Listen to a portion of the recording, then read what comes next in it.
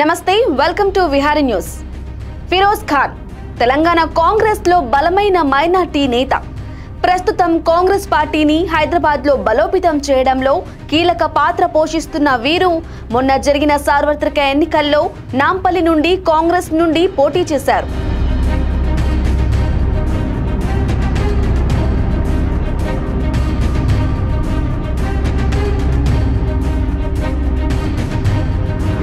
ఈ ఎన్నికల్లో MIM party అభ్యర్థి మహమ్మద్ మజీద్ హుసేన్ ఫిరోజ్ ఖాన్ పైన 2000 ఓట్ల మెజార్టీ పొంది విజయం సాధించారు. ఫిరోజ్ ఖాన్ గత 4 అసెంబ్లీ ఎన్నికల్లో కేవలం నాంపల్లి నుండే ప్రాతినిధ్యం వహించడం గమనార్హం.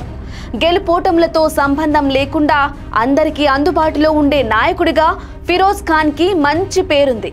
తాను నమ్మిన సిద్ధాంతం ప్రజాసేవయే అంటుంటారు ఫిరోజ్ ఖాన్.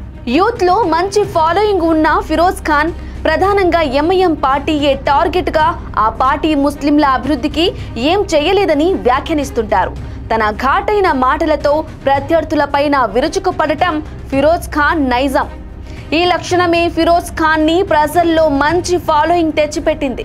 తెలంగాణ కాంగ్రెస్ లోనే కాదు, కాంగ్రెస్ అధిష్టానం వద్ద కూడా పార్టీకి మంచి విధేయుడుగా పేరున్న ఫిరోజ్ ఖాన్ కి తెలంగాణలో ఇటీవల ఏర్పడిన కాంగ్రెస్ ప్రభుత్వంలో మైనార్టీ వర్గం నుండి మంత్రి పదవి లభించే అవకాశం కనిపిస్తోంది. మొన్న జరిగిన ఎన్నికల్లో రాష్ట్ర వ్యాప్తంగా 64 స్థానాలని పొందిన కాంగ్రెస్ పార్టీ గ్రేటర్ హైదరాబాద్ లో ఒక్క స్థానం కూడా పొందలేకపోయింది. దీంతో ఫిరోజ్ ఖాన్ కి మంత్రి పదవి కట్టబెడితే ఒకవైపు మైనార్టీ వర్గం నుండి గ్రేటర్ లో కాంగ్రెస్ వైపు అనుకూల పవనాలు వీస్తాయని, మరోవైపు గ్రేటర్ లో పార్టీని ఇంకా బలోపేతం చేయొచ్చని కాంగ్రెస్ అధిష్టానం భావిస్తున్నట్లు సమాచారం.